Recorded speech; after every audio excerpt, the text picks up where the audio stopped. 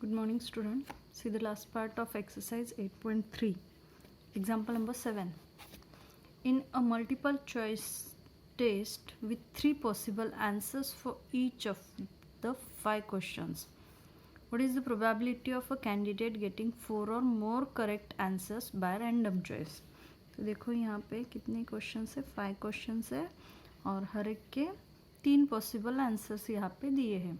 तो हमें probability find out करना है कैंडिडेट गेटिंग 4 और more correct answers bye random choice.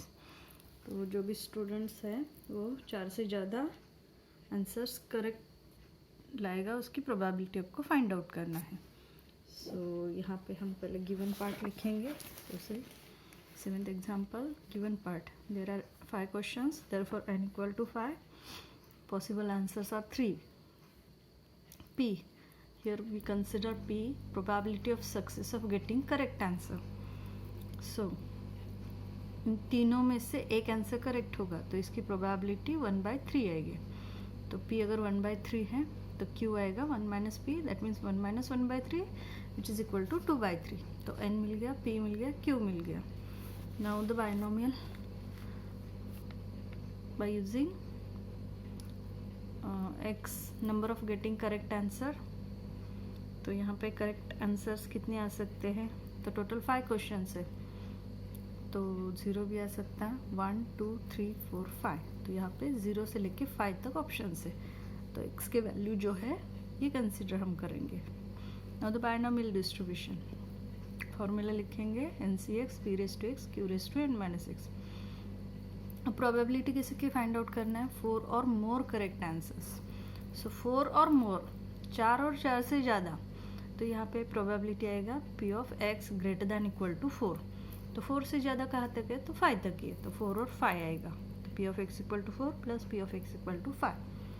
अब NPQ की वैल्यू में पता है, वो यहाँ पे सब्स्टिट्यूट करोगे. x की वैल्यूज ये है 4 और यहाँ पे 5. तो फॉर्मूला में वैल्यू सब्स्टिट्यूट करेंगे. तो 5c4 1/3 raise to 4 2/3 raise to 5 - 4. और x इक्वल टू 5 के लिए आएगा 5c5 1/3 raise to 5 2/3 raise to 5 - 5. It becomes 0. Okay. So 5c4 का आंसर 5 आएगा, ये एज इट इज़. और 2/3 रेज़ टू 5 - 4 मतलब 1 ही आएगा.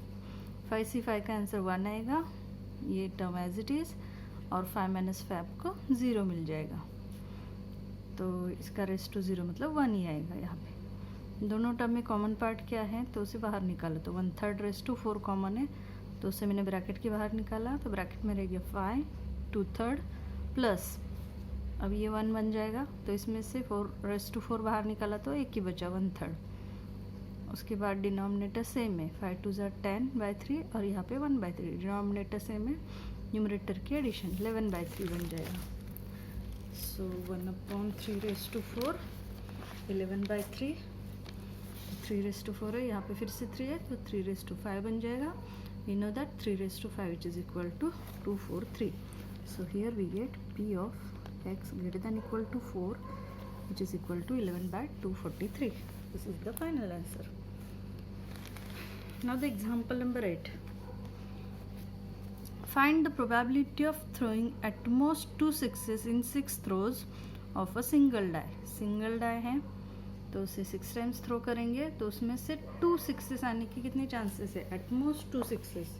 ज़्यादा से ज़्यादा 2 बार 6 आने की कितने चांसेस है वो आपको यहाँ पे फाइंड आउट करना है. When a die is throw, sample space is from 1 to 6. Therefore n equal to 6. यहाँ पे 6 टाइम्स कॉइन थ्रो करना है तो n इक्वल टू 6 है. P क्या कंसिडर करना है? Probability of getting a number when a die is thrown. तो प्रोबेबिलिटी क्या आएगी? तो ये जो 6 आउटकम्स है तो उसमें से एक बार 6 आने की चांसेस है, या फिर हर एक नंबर के आने की चांसेस कितने आए हैं? 1/6 है. तो Q आएगा 1 - 1/P 5/6. N मिल गया, P मिल गया, Q मिल गया. Now by using binomial distribution. तो यहाँ पे x क्या है? Number of sixes obtain. तो सिक्सेस कितनी बार आ सकते हैं? तो 0 भी आ सकता है, 1 भी आ सकता है, ऐसे 6 टाइम्स सिक्सेस भी आ सकते हैं. तो 6 टाइम कॉइन थ्रो करेंगे तो इतने टाइम्स हमें 6 मिल सकते हैं. तो बाइनोमियल डिस्ट्रीब्यूशन का फॉर्मूला यूज़ करो. अब यहाँ पे एटमोस्ट 2 दिया है, तो एटमोस्ट 2 मतलब एक मिनट क्या दिया है, probability of throwing at most 2 sixes in 6 throws. ठीक है, ज़्यादा से ज़्यादा 2 सिक्सेस, ये साइन उल्टा आएगा, एटमोस्ट 2 सिक्सेस, ज़्यादा से ज़्यादा 2, तो 2 से कम क्या आएगा, 0 1 2, तीनों आएंगे। तो इस फॉर्मूला में ये वैल्यू सब्स्टिट्यूट करोगे तो देखो n है 6, p 1/6 एंड q है 5/6, x इक्वल टू 0 के लिए। तो देखो p of x equal to 0, p of x equal to 1 and p of x equal to 2। ठीक है, ये सॉल्व करेंगे, n इक्वल टू 6 है, 1/6 5/6, तो 6 से 0, 1/6 raise to 0 and 5/6 raise to 6 minus 0।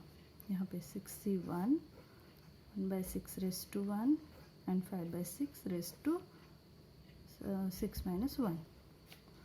6c2, 1/6 raise to 2 and 6 raise to 6 minus 2।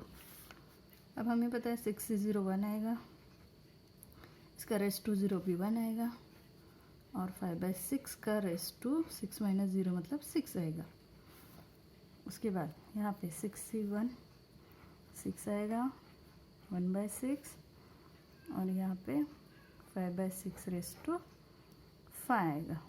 इसे solve करना पड़ेगा, 6 factorial upon 2 factorial, 6 minus 2 that is 4 factorial, 1/6 square and 5/6 raise to 4 मिल जाएगा। ठीक है, अब ये दोनों डिनोमिनेटर सेम ही है, तो आप इसका इंडेक्स 1 कर सकते हो।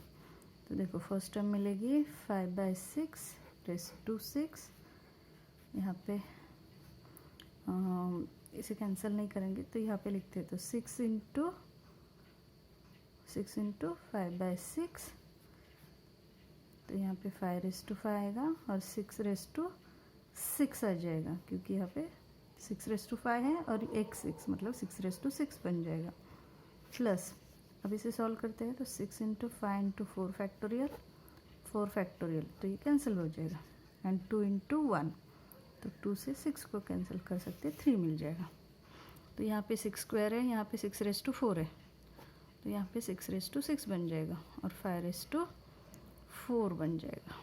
ठीक है, अब देखो तीनों टर्म में कॉमन क्या दिख रहा है, तो 6 रेज टू 6 कॉमन है तीनों का डिनोमिनेटर में, और यहाँ पे 5 रेज टू 4 है, 5 रेज टू 5 है, 5 रेज टू 6 है, तो 5 रेज टू 4 को आप कॉमन निकाल सकते हैं। So 5 raise to 4 and 6 raise to 6, इसको कॉमन निकालेंगे, तो ब्रैकेट में क्या रह गया, देखो 5 स्क्वायर, यहाँ पे रहेगा 6 इंटू 5, और यहाँ पे भी ये 5 है, ये 5 रेज टू 4 है, सो 3 इंटू 5 रेज टू 4 को बाहर निकाला, 3 इंटू 5 बन जाएगा।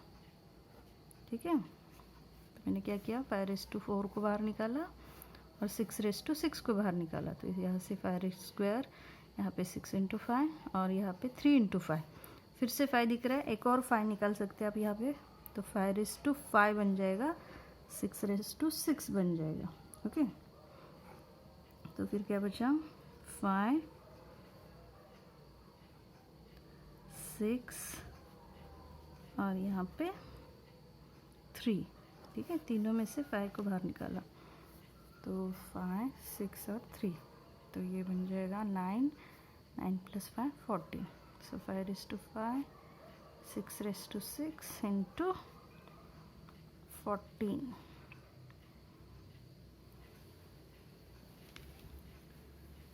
तो यहाँ पे हमें ये आंसर मिल गया, ये फाइनल आंसर है।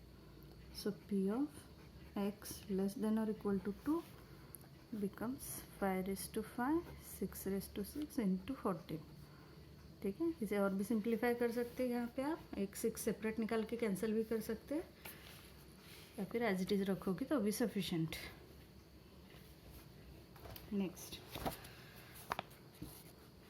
अब एग्जाम्पल नंबर 9 जो है बहुत इजी है, इसमें 4 क्वेश्चंस है। इसमें एन पी दिया है, ई एक्स वी एक्स निकालना है। यहाँ पे पी दिया है, ई एक्स एन वी एक्स निकालना है। तो तीनों में से कोई एक वैल्यू दी होगी, 4 वैल्यू है, उसमें से कोई 2 दिए होंगे, तो बाकी 2 आप इजीली निकाल सकते हो। तो first and third example solve करेंगे। फर्स्ट में देखो एन दिया है, पी दिया है, तो ई एक्स वी एक्स कैसे निकालना है, तो ये बेसिक देखेंगे पहले। एन दिया है 10, पी दिया है 0.4। We know that the formula of mean E X equal to N into P. तो मल्टीप्लीकेशन करो, 10 इंटू 0.4 बिकम्स 4। क्यू कैसे फाइंड आउट करना है हमें पता है, 1 माइनस पी, तो 0.6 बन जाएगा। अब वेरिएंस निकालना है जिसका फॉर्मूला है एन पी क्यू। तो एन तो हमें पता है 10 है, पी है 0.4 और क्यू जो हमने अभी निकाला 0.6। तो पहले इन दोनों का मल्टीप्लिकेशन करोगे तो 4 आएगा, 4 इंटू 0.6 2.4, ये मिल गया वी एक्स। ठीक है, बहुत इजी एग्जांपल है, 1 या फिर 2 मार्क्स के लिए पूछे जाएंगे। Now the next third question में देखो, if N equal to 25 E X equal to 10 find P N V X. तो ई एक्स दिया है, एन दिया है, पहले पी फाइंड आउट करना है, वी एक्स फाइंड आउट करना है। सो एन ई एक्स लिखा, ई एक्स का फॉर्मूला पता है हमें N into P. E X equal to 10 दिया है और एन 25 दिया है, तो पी निकालना है। तो 25 को इधर ट्रांसफ़र करो, सो 10/25 इक्वल टू पी। तो 5 से इसको डिवाइड करोगे तो पी मिल जाएगा 2/5। ओके, तो पी मिल गया, तो क्यू निकाल सकते हो, 1 माइनस 2/5 3/5। तो एन मिल गया, पी मिल गया, क्यू मिल गया। ई एक्स पता है, वी एक्स निकालना है। सो वी एक्स का formula N P Q, N है 25, पी है 2/5 एंड क्यू है 3/5। तो देखो 5, यहाँ पे 5 5 ज़ा 25 और यहाँ पे 25 दिया है, तो इन दोनों को 25 कैंसिल हो जाएगा। सो 2 इंटू 3 6, तो ये एक समय मिल जाएगा 6। बहुत इजी क्वेश्चन है, एग्जाम्पल नंबर 9 में से। तो यहाँ पे एक्सरसाइज 8.3 खत्म होता है। नेक्स्ट लेक्चर में हम पॉइजन्स डिस्ट्रीब्यूशन देखेंगे। तो यहाँ पे हमारा पार्ट 2 खत्म हो जाएगा। Thank you.